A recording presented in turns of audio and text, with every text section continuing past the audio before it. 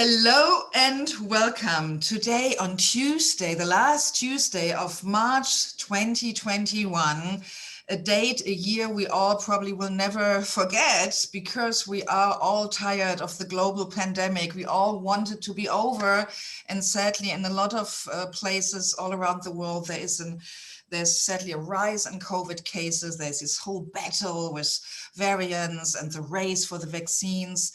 It's a super challenging time we are living in here.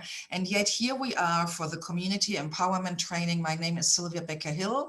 I'm delighted to be your host, your empowerment mentor, your trainer, teacher, cheerleader, and today our happiness expert. I coined for myself a new expert title, happiness expert, because I truly believe I am an expert in that question, because since I was an early child and feeling in my body physically the emotional pain and distancing and grief about the loss caused by the Second World War in my parents and my grandparents, I had this question really deeply burned, not only in my brain, but literally in my cells. What do we humans need to be truly happy? And this is probably the core question of my whole life and all my academic research and the over now around 15,000 books I have in my brain, and all my experience for over 20 years working with people in the corporate environment with around leadership, change management, team development, conflict resolutions, communication training. The core question is always, what do we need to be happy? So today, this is the title for today, how to be happy in the middle of bad news, because every time I watch TV right now, I just discussed it again this morning with my husband that I probably go off TV for a while, because it's not only the news which are bad, there is some kind of paradigm shift even in the production of so-called entertainment. I'm watching in the last 2-3 years, all the newest series. I mean, I invite you to look at this. I always watch when series are created, which year, what was the context culturally and politically, because TV series are telling us interesting things about the world we are living in. And there is sadly, some kind of doomed negativity, neurotic kind of darkness in TV series. So I really sense there is the amount of heaviness in our zeitgeist, and zeitgeist is a German word meaning the spirit of the time, is really growing. So what we are doing here as a collective here every Tuesday is we are dismantling the patriarchy. That means we are becoming aware and unlearning the ways, the current culture of power over others, where a few male bullies have the power over men and women, and where women still have globally the lower status below the status of men. We are dismantling these systems and structures, understanding them externally, but our focus is internally in us, in our minds and our hearts. We are de-learning them, dismantling them, becoming aware. And today we are focusing on the how of happiness. How can we happy even in the middle of bad news and a really difficult, challenging time? Most of you know that I studied, among other things, linguistics. So being clear about the definition, the meaning and connotations of a word is important for me. What's the difference between meaning and connotation? The meaning is the core definition of a word, and connotations are different layers of subtle sub-meanings around the core meaning. So most of us, when we are coming from the same cultural background, share the definition of a word and the core meaning, but our connotations are most of the time completely unique depending on our personality and social upbringing. So today it's about your happiness. So let's get first clear what we are talking about. What is happiness? So I invite you to use here our chat box while I'm talking. If you can multitask, if it's too distracting, don't use the chat box. but also here we are a community. So if you're here for the first time or haven't been here for a long time, please make sure that you read who is here. Everyone introduce yourself very briefly in the chat box, where you are chiming in from. If it's your first time and you have some special question, put them in. Anne-Marie is my beloved engagement facilitator. She will monitor the chat and makes me aware of important questions, because I focus on the content, on the teaching, but she is here today and I'm so grateful for her support. And Marie Magdalena just shows us how to use reactions. On the bottom of the screen there is a button called reactions. There you can give thumbs up, thumbs down, or hearts, or celebrate. Use that. One of our memes here in our CET, Community Empowerment Training, is my teaching doesn't provide your transformation. My information, my teaching, that's not it. It's your engagement. Your engagement provides your transformation. So now it's about happiness. We need to be clear. You need to be clear. What does happiness mean for you? So I want you to take a deep breath. That's a trick I use, a brain trick, to get definitions and meanings and spontaneous answers out of our subconscious mind. You inhale deeply, and then you start the sentence, happiness is, you breathe out, and with your breath out, you write or type in the chat box 1 or 2 words. Happiness is, and then you write, and just write what comes out. Don't overthink it, write it, type it. Let's see what you spontaneously define or think. What is happiness? Happiness is being now. Thank you, Linda. Linda makes a beautiful example here from introducing herself from Sun City West in Northwest Valley of Phoenix, Arizona. We watched yesterday, my family and I, a beautiful documentary about a desert in Arizona with these amazing cacti who look like these candlesticks with the arms. Amazing. I forgot the name of the desert. Happiness is inside of us. Yes, happiness is being free to be myself. Oh, yes, Mickey, I so relate to that. Happiness is peace. Oh gosh, yes, yes, yes. And we need more of that worldwide, Lisa, absolutely. So the first step with everything we are doing here is to become aware what is your understanding, your definition, your meaning. Happiness is working in my garden and taking hikes in the wilderness. Yes. Beautiful, beautiful. Happiness is light-hearted enjoyment. Yes, Susanne, beautiful. Can you, everyone, read these and feel into them? I'm getting goosebumps speaking them out loud. Most of you have your microphones muted, so speak them out loud and feel the meaning and the impact of the words inside your own body. Happiness is giving. Yes, yes. Test it. Happiness is giving. Does your body react to that? Do you feel that? Is the opposite maybe true as well? And is it the opposite? Happiness is receiving. Maybe both are happiness. Happiness is giving and receiving, especially for us women who have a tendency to often overgive. Happiness is receiving. I know I had problems with that a few years ago. I could not even think this sentence, happiness is receiving. Happiness is. Sylvia, can I say this? Yes. This is Lisa. I just want to say too, when I say happiness is giving, I get such joy when I randomly go through Starbucks and I just pay for the person's bill behind me. It is just so wonderful. Or the other day, someone at the grocery store, this woman, she said, "Oh my gosh, I meant to get this other thing. Can I run and get it really quickly?" So she ran and got it. And then I said, well, so that we won't be held up any longer, I said, just swipe hers and then just keep swiping mine. I said, go ahead, ma'am, and just really just swipe that item on my bill. I mean, I just love it. Beautiful. I love it. Yes, absolutely. So happiness here, what you can see, has a lot of different definitions. And now we have used the noun happiness. So let's bring it more personally into ourselves. I want you to feel the next sentences. And those of you who have the space here, I'm with my easel a bit tied up and I want to be able to manage the screen.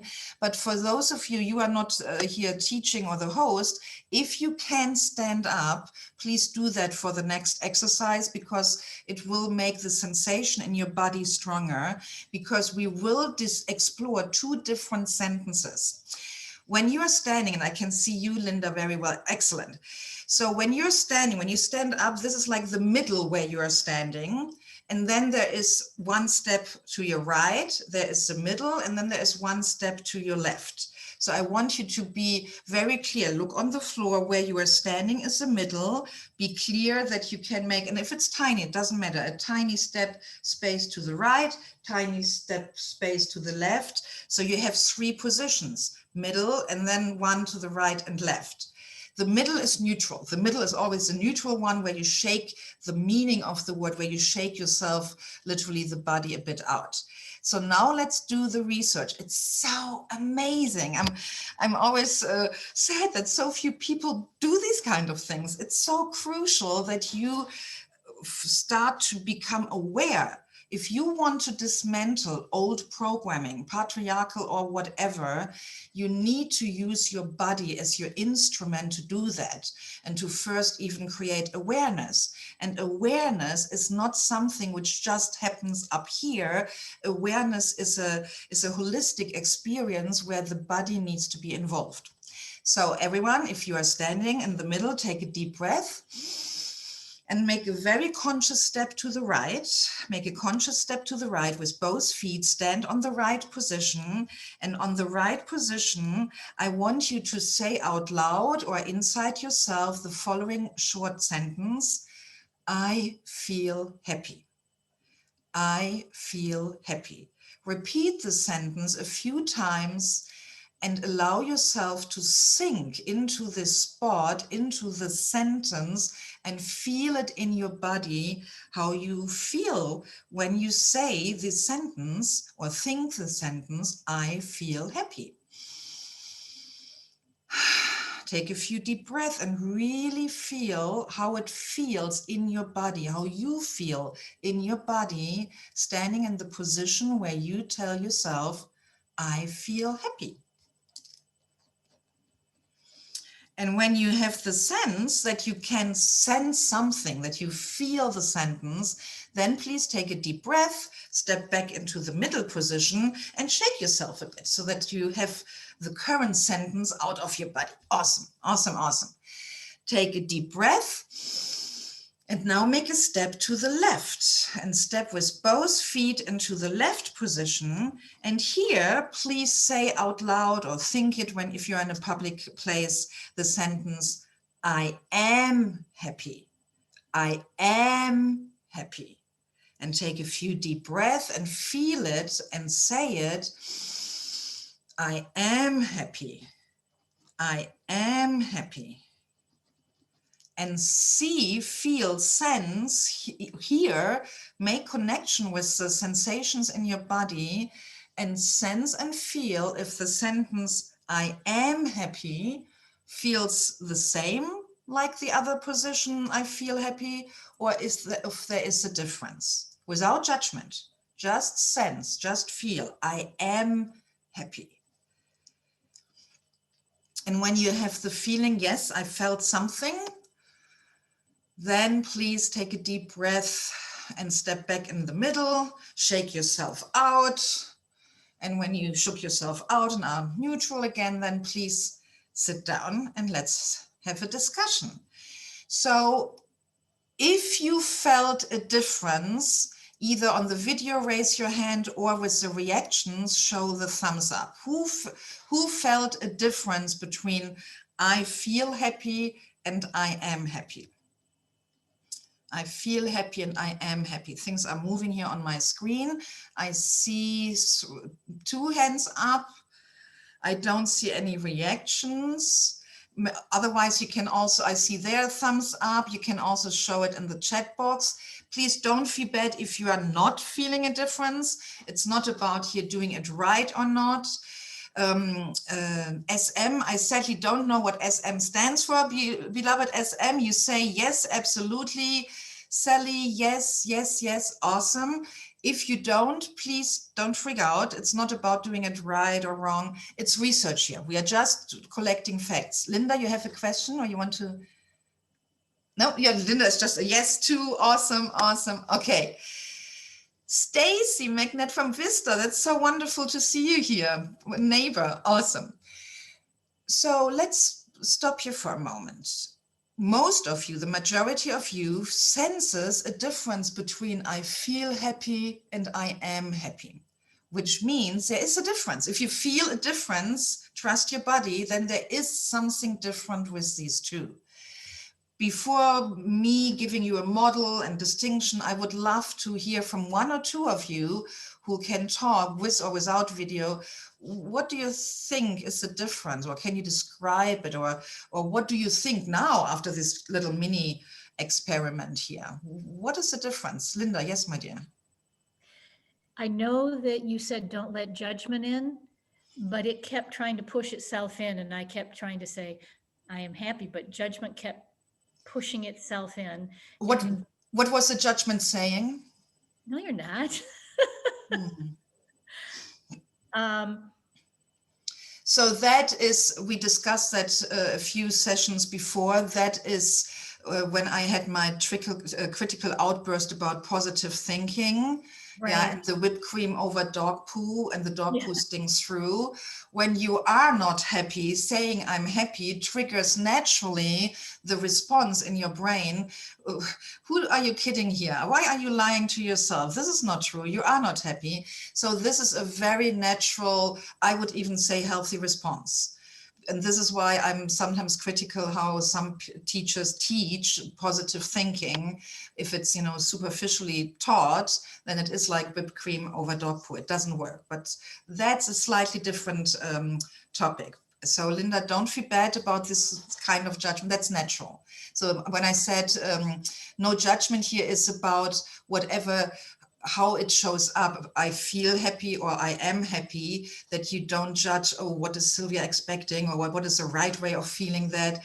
That is so individual. There is no right or wrong way how it feels in your body when you say I feel happy or I am happy. From a research perspective here right now, my point is that you can sense that these are two different experiences. Yeah. That is my point here. I feel happy, I am happy are two different experiences. Yeah.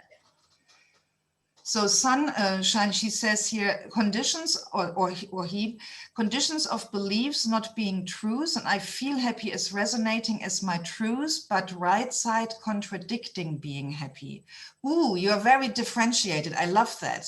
Yes, so there are different layers. You can, everyone here, do you get how subtle this is, and that there are different layers of what we think, what the body feels, what emotions are coming here? It's complex, it's complex. Mickey says, I'm happy sounds like a truth, independently from the situations around me. Ooh, Mickey, yeah, that goes in the direction of the topic for today. Exactly. As a little side note, as a bit of research, I love doing research, and I hope I can all inspire you between our sessions to sometimes do research.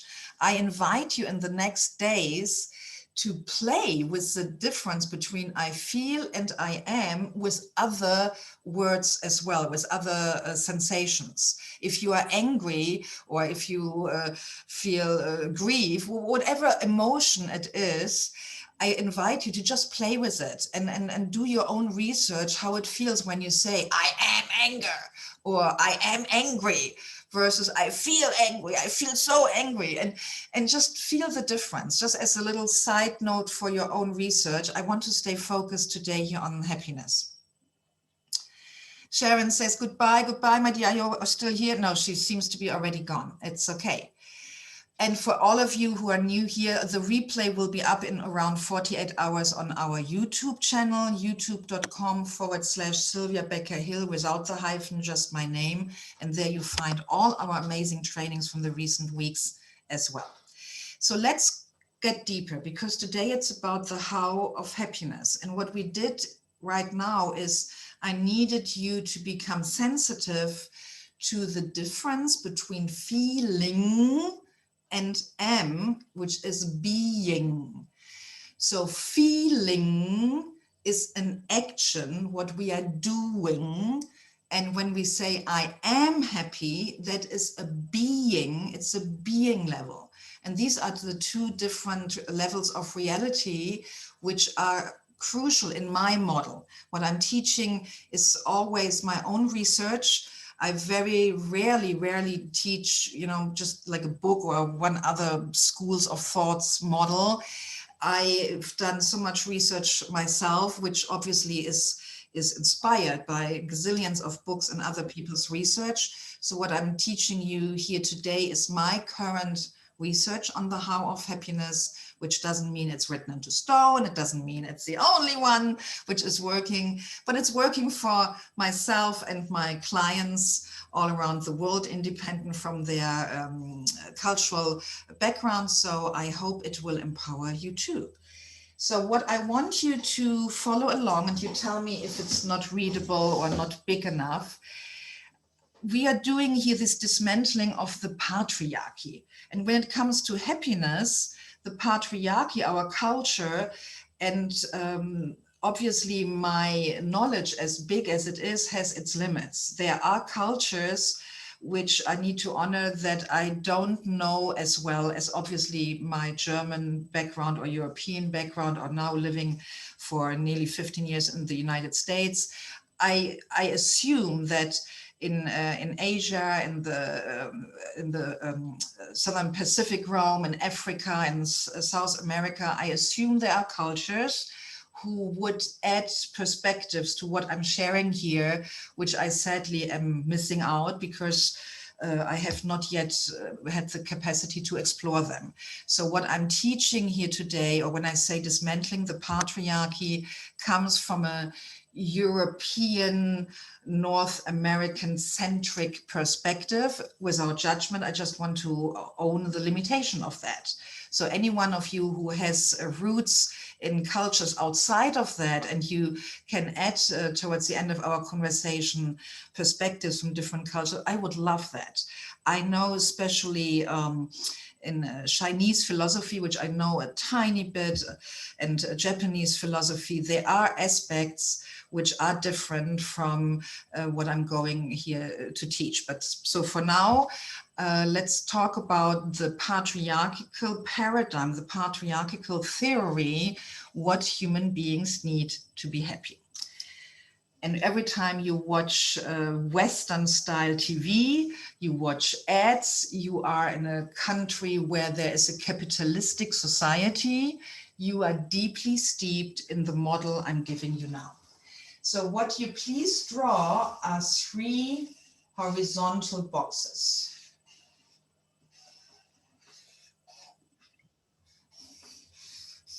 Just 3, but that's the good news. Just 3 steps. The patriarchy, capitalistic societies believe there are just 3 things. And literally you could even say only 2 things you need to do to be happy. So we have step 1, step 2, step 3.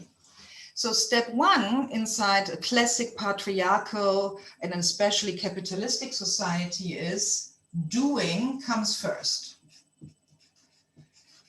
And doing means hustling, efforting, working hard. And you can check your own biography. What have you learned from your parents, for example, about how to make money, how to make a living? I grew up in Germany in the 60s, 70s, after the Second World War. My parents were both Christians, with my mother a bit more Roman Catholic, Christian, conservative. And they believed hard work, blood, sweat, efforting, hard work. Life is working hard to make a living.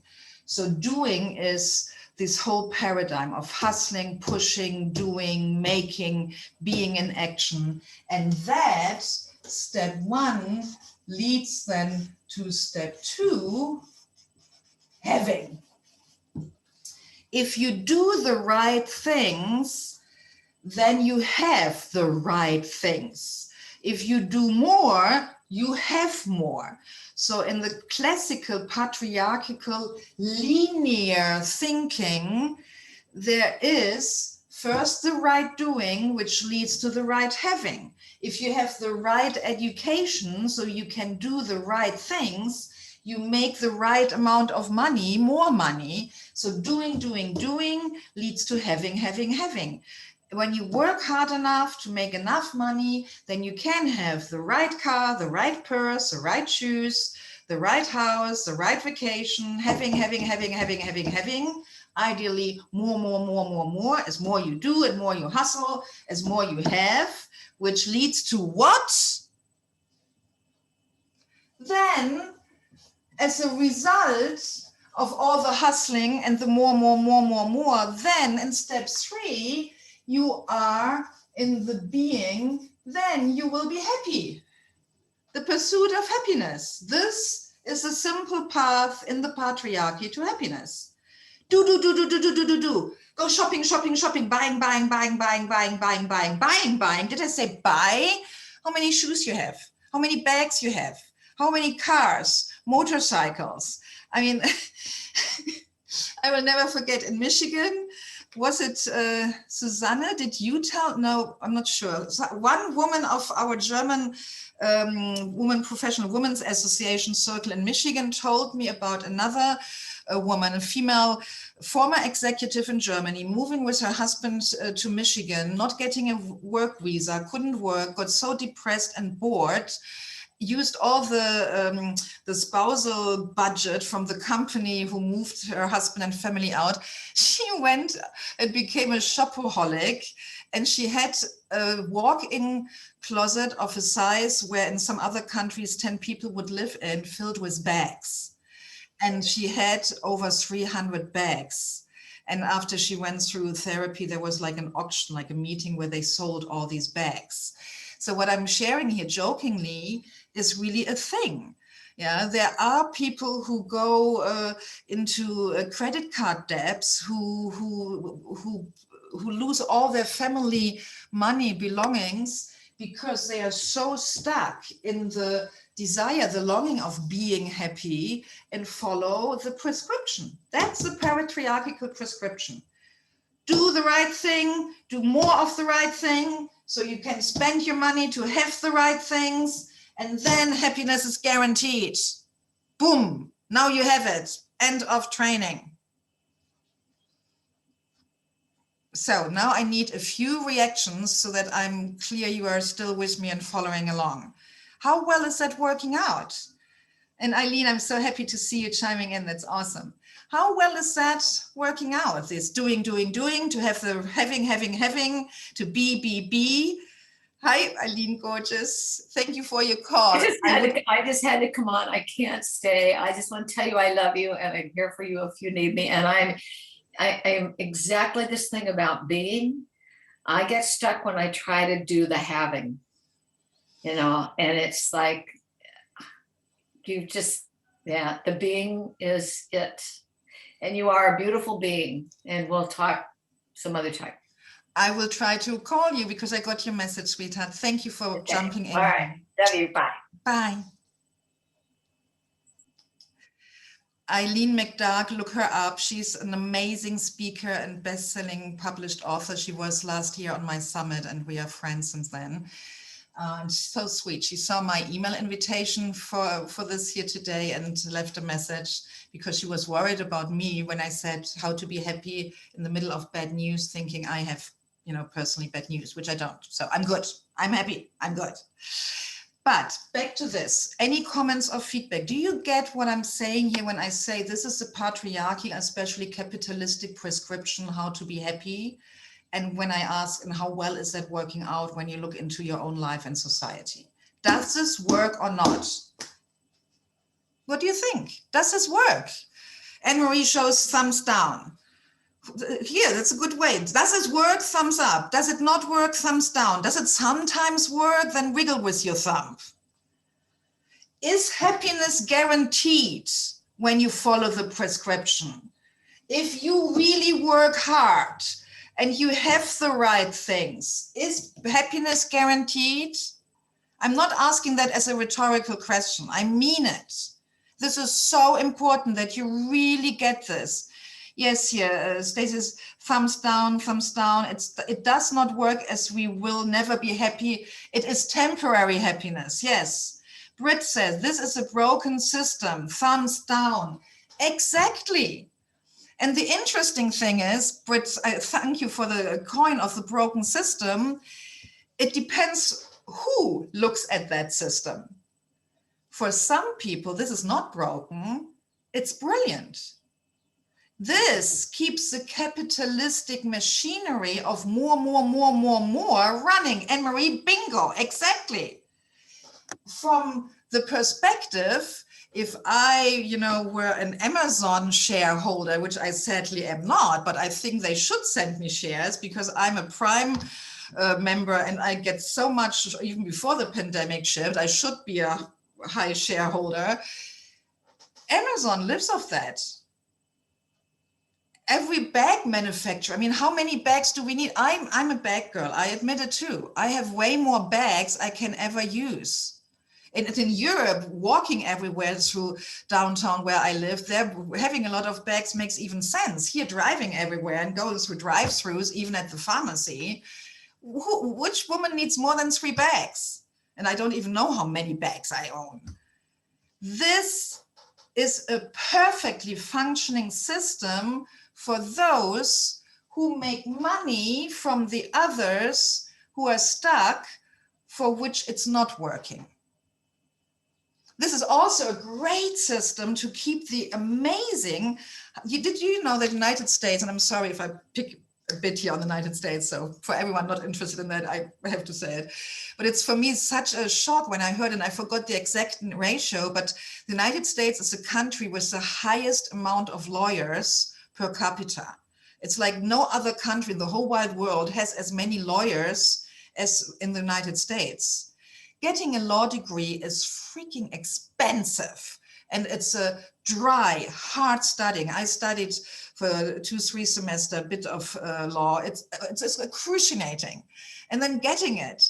So these people do a lot to get to their law degree, to practice that. And there's this huge amount of law. Why do you think that is? Because they benefit from this here too. Because so many people get stuck, overspend, and then go down the criminal hell or get into drugs. All this here, therapists, and no other country, I think, and then maybe I think Brazil was catching up before the pandemic started with the number of therapists. And oh my gosh, beauty surgeons. In Brazil and Mexico, the amount of sadly teenage girls reshaping their bodies, because if they do the right beauty surgery and have the right bodies, then they finally hope to be happy. It's horrible. Industries are making money like crazy from this happiness prescription. And if you want to be evolved, an evolved, juicy life leader, which is all my work here about, if you want to evolve with your consciousness and become happy no matter what, I'm happy for no reason, happy in the middle of bad news, you need to understand that and step out of it. That doesn't mean I'm not sometimes doing retail therapy. And when I do that, I went shopping a few weeks ago, like the first time in the pandemic, and I came back with 2-3 bags full of nice stuff. I do it now super consciously. I set myself a budget. I'm very aware what I'm doing, and I buy probably 1/5 of what I have bought, 20 years ago before I discovered all that. So it's not that I say don't buy or don't order things from Amazon. I get in the moment nearly daily packages from Amazon. It's about awareness. It's about choice. It's about knowing when you are in the prescription and if you choose to follow it for whatever reason or not. So if I were to stop the training now, would you be happy with me? Stopping the training now? No, Linda shakes her head. So what do you want to know from me? Come on. I need to know if you're with me here. And Jared, Sally, Carol, what do you want to know? And no worries, I will not stop. I have more prepared. But what do you want to know instead of this? The secret, Mickey says. I have to laugh because there's this movie, The Secret, about the law of attraction. And yesterday I discovered they made 14 years later, last year, a new one, Beyond the Secret, a new documentary. And it was so bad. It was so superficial and bad. I have to, oh my gosh, I have tears of laughter. Yes, I will tell you the secret. And it's not a secret. Yeah, I'm not the only one who knows that. But I will give it to you now. I'll give you the secret to make your happiness unshakable so that you can, I mean it, be happy in the middle of bad news. So if this is not really working, and I give you quickly a rundown also about the cost, and you know this, when you are focusing on hard work, hustling, pushing constantly, what is the danger of too much of the first step, of the doing, hustling? There's a very famous modern word for that. It's like a double word, two words with a hyphen in the middle. Where do you end up when you overdo this? You end up with stressed out, yeah? Yeah, what is the classic term for a few years now? Overwhelm. Oh, that's a good one. Burned out. That's mild. Burned Aditya, out. yes? Burned out. Yes, burnout. Yeah, too much of the doing is a burnout. Too much of having, yeah, the overwhelm is a bit of both. When we do too much, we can get overwhelmed, but overwhelm is like the path, is the on-ramp to the burnout is the overwhelm. So when we are overwhelmed, that's a red flag. If you keep being overwhelmed, the end result is burnout, and some people even die.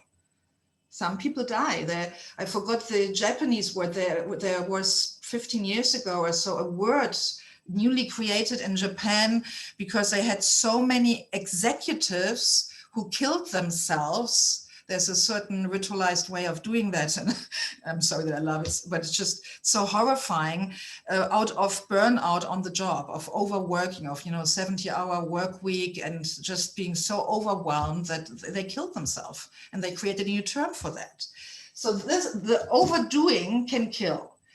The overhaving can also lead to overwhelm, and also to a ton of neuroses, and also often into nasty habits of greed, more, especially when leaders, when CEOs are stuck in the more they're having, or also in marriages. A lot of marriages fall apart when one of the partners is stuck in the more having, and the other person wants to get to here but can't because they are drowning in managing all the having.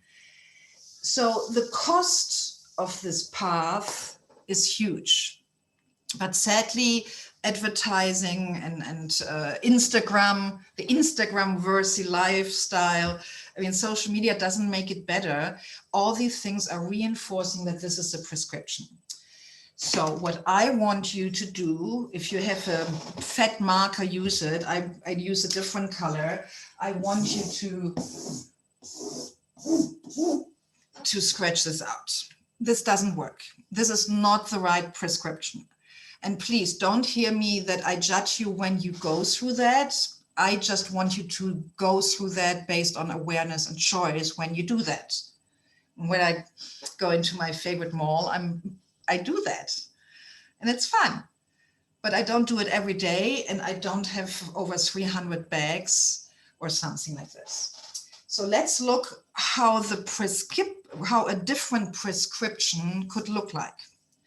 And remember the exercise we did with standing in the two different spots and feeling the difference between when you say, I feel happy and I am happy. If this order, 1, 2, 3, doesn't work, who has another idea for a different order?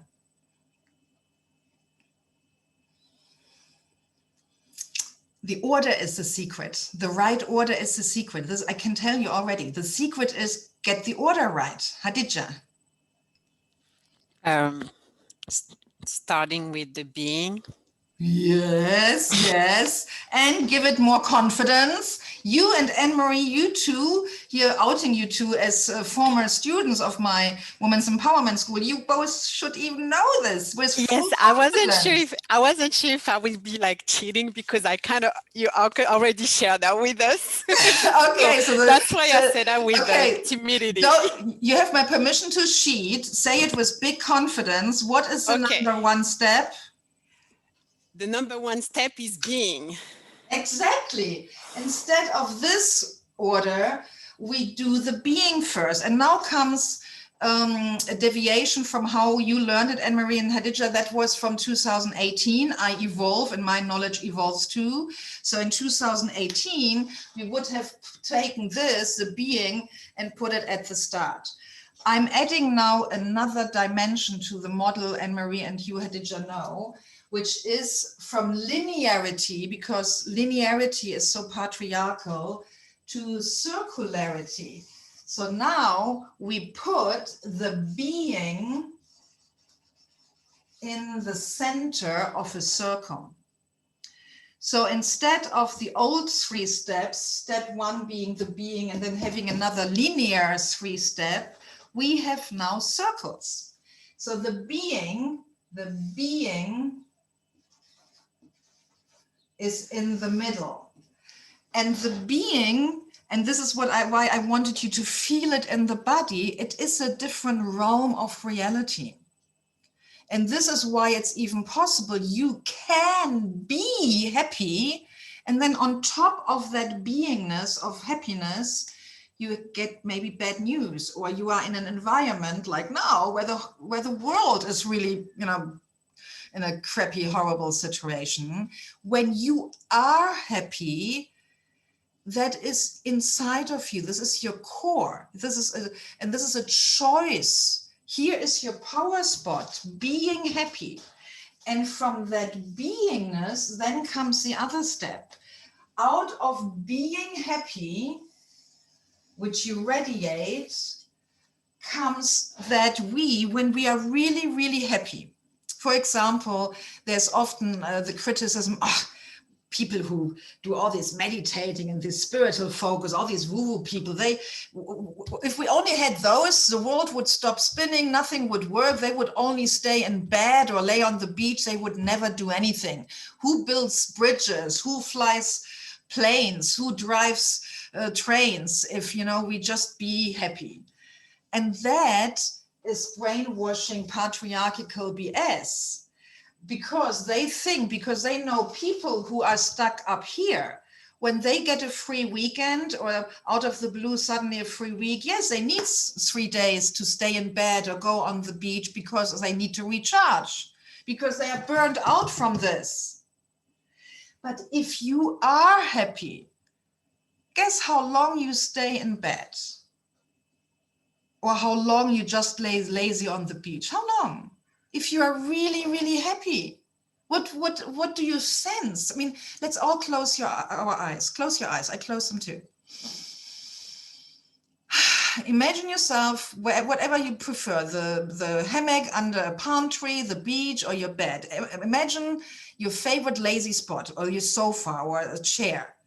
And imagine yourself to be really happy sitting in that favorite spot. I love my bed.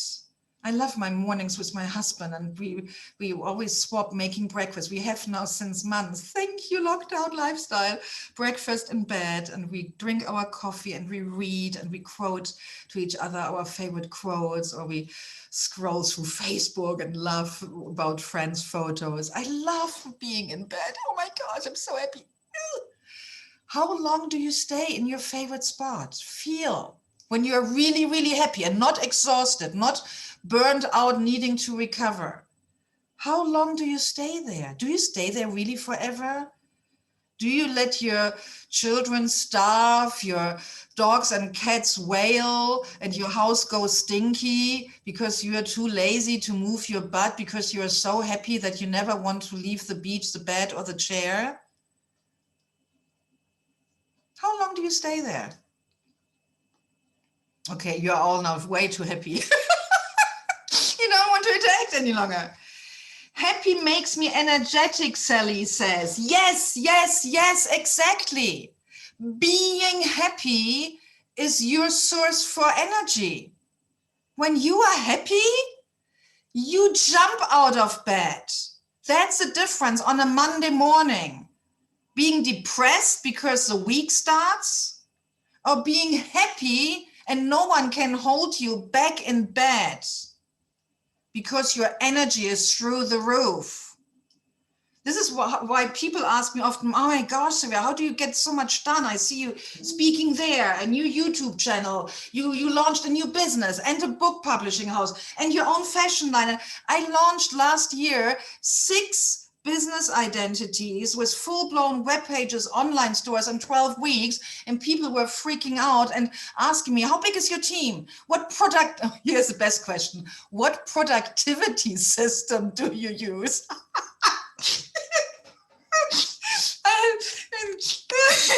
I'm so, yeah, my husband now would probably pee his pants. I have no productivity system. I'm happy. That's my productivity system. I'm a happiness bomb. And that's where my energy comes from. And that's why I get things done. So the next step, the next ring is the doing, but the doing doesn't come from should. I should do more, I should do better, I should work hard. The doing is inspired by you being happy. Oh my gosh, and that's so wonderful to see you. And Heuberg is joining us here today. What an honor. Thank you, sweetheart. So when you are happy, you don't need to worry about your energy. It's just there. And your doing is inspired by your happiness and not your shoulds. This is how I live. This is why I can launch 6 things in 12 weeks. Without a productivity system, without someone with a whip behind me kicking my ass. And guess what? What comes as the next ring? When you do inspired things, do you end up with nothing, no car, no house on the hilltop and sing the whole day? Linda, I didn't see your voicing. No, of course not. Doing is shaping reality. A doing and an action always creates change, and change leads to results. Some are better than others. But when you do, there is always a having. Maybe when you do inspired actions, the having looks different. Instead of 300 bags for yourself, you maybe have only 10 bags, which still is a lot. And the amount of money of the other 20 bags, you maybe become philanthropic and give it to children who are coming from South America over the borders, or do something good with the money. Because the difference between now, being in the center, inspired doing, and then having, the having is a free having. It's not a conditional heavy having, because here the having, what was the having here? The having was connected with the condition, the hope to finally be happy. If I have the right husband, the right car, the right amount of bags, living in the right house, I finally might be happy. Oh no, I forgot. I have to have the right body, like Gisela Bündchen, one of these models, or Kate so-and-so. In the patriarchal, linear 3-step model, the having is only, nice and sexy when it leads to happiness. Here, you already took care of that. You are happy. So the having becomes less important. You have it, you enjoy it, but it's coming from a surplus. It's like an abundance. It's like an added benefit. So here you live in abundance. Whatever you have, when you are already happy, it feels like abundance. And sharing and doing good and philanthropy becomes natural and easy. No moral shoulds. Oh, you should tithe, or you should do this, or you should be a nice person. It becomes natural because you are already happy. Your car doesn't need to provide your happiness. So your car can be a simpler model. It doesn't need to be. In Michigan, it was so amazing because of all these big car factories and car companies being headquartered in Detroit and the big metro area belt. How many people, I've never lived in a place where so many people were literally upgrading their car yearly, because most of them were working for one of these companies. So they were leasing the cars, and after a year they gave it back. They, like, everyone always had these newest huge trucks, like these monster trucks, a whole family in Europe could live in and would need to live in, because our streets in my hometown would not be big enough for these trucks, and there wouldn't be any parking places. But anyway, my point is, you are less depending on the right things to have them because you are already happy. And when you live from this model of happiness, then horrible news, bad news are still horrible and bad news. But you can, and this is the other thing people often don't understand, you can be happy and still feel angry or grief.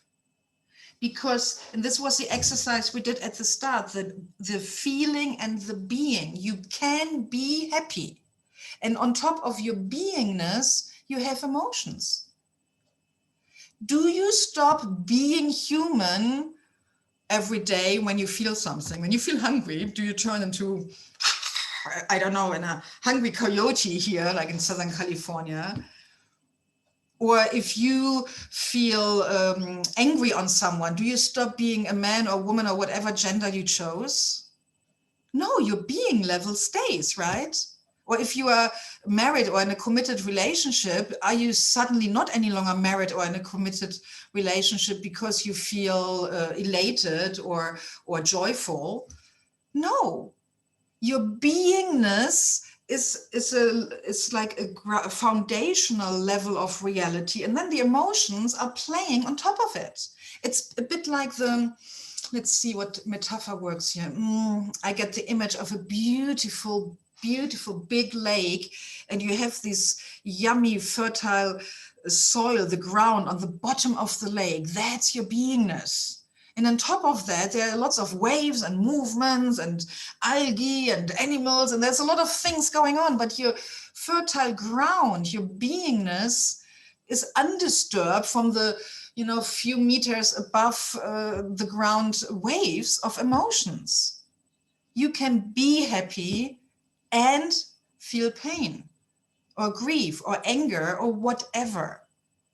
So you can develop unshakable, deep happiness, no matter what.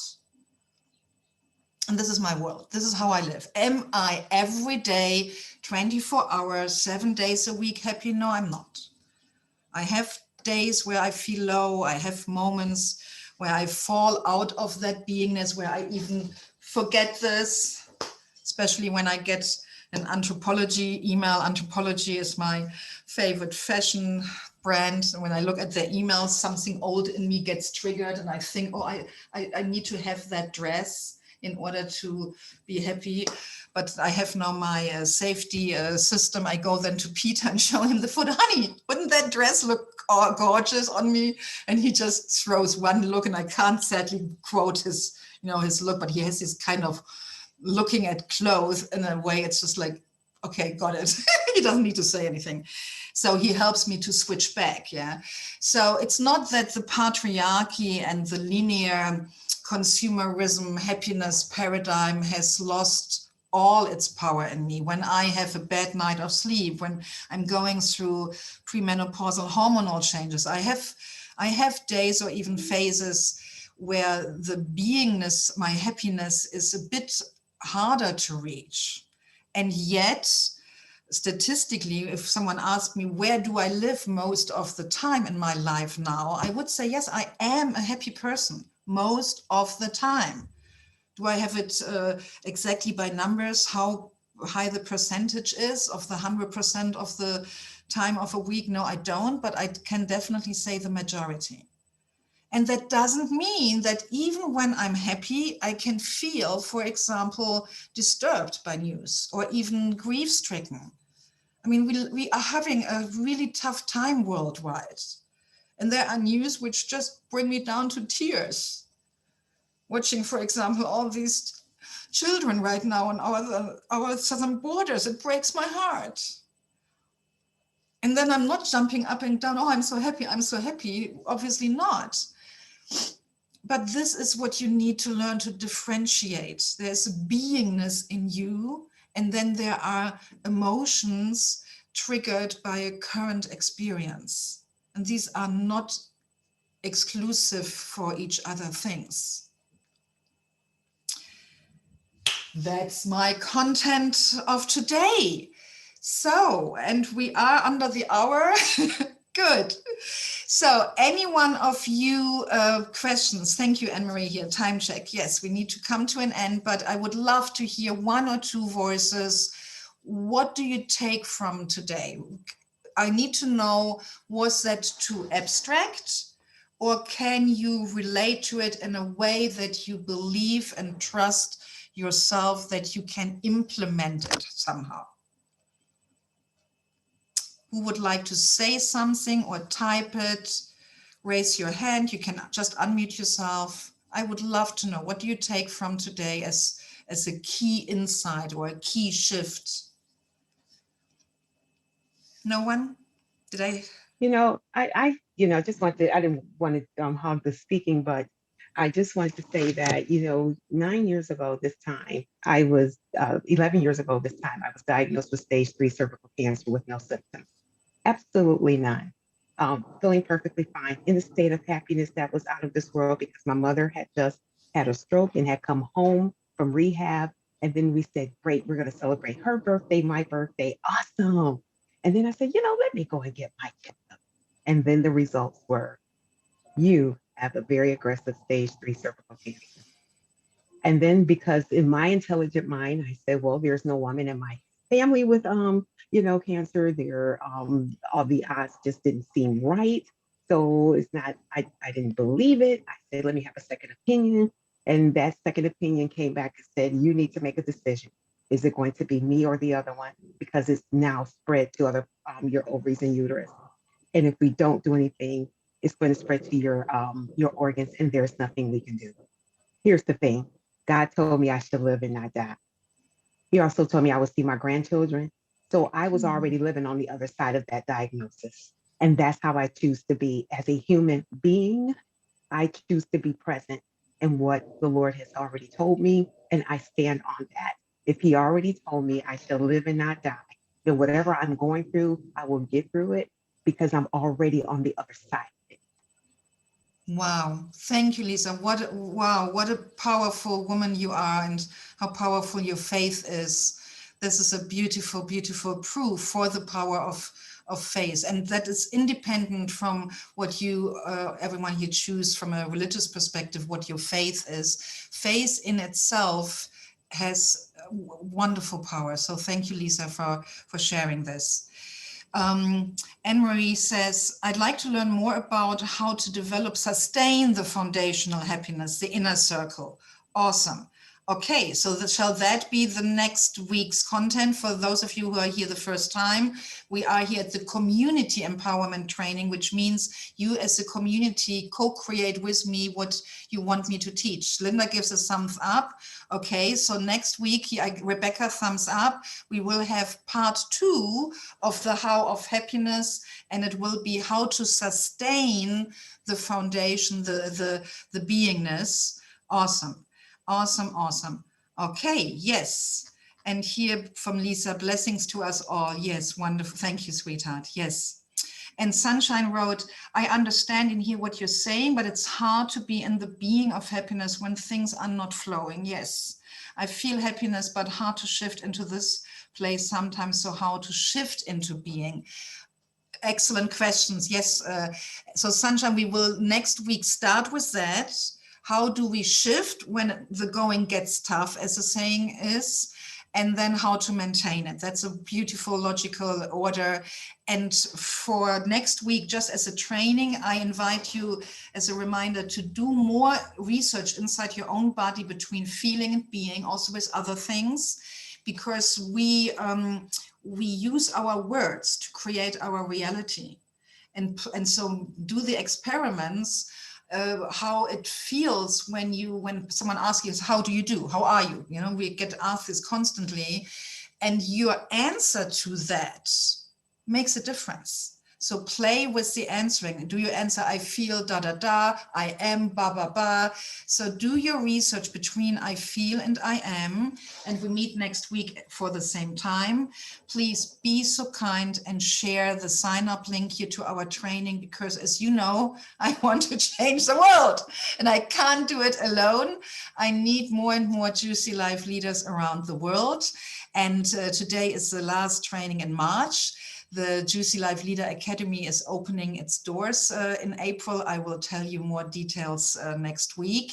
For now, please share juicylifeleader.com/free training, the sign up here for our free training, so that your friends and colleagues can get the Zoom link, because men and women around the world, when we all start to dismantle literally the brainwashing we have been under, we can de-learn and can learn new models. And as Anne-Marie and Hadija can already be proof for, I'm developing and learning, and you as my community, you will always be like growing with me. As soon I find a better model, you will hear about it. So evolution is for me the organic, natural way of growth. For me, living is evolving. So I never will stop evolving till the last breath I take. And I want to take you all with me. And it starts with awareness. It starts with showing up. So I'm so grateful for you, Mickey, Linda, Anne-Marie, Lisa, Rebecca, Sally, Britt, Carol, Sun, Stacy, Jared, Hadija, and here for showing up live. Also share, some people can't join us here for this time slot.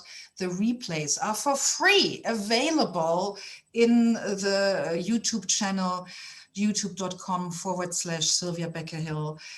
Thank you for being here. I know it takes attention, time, commitment, and the world needs your happiness. Happy leaders are better leaders. So your happiness is not a selfish act. Your happiness is a gift to the world. Thank you, beloveds. Bye. Bye.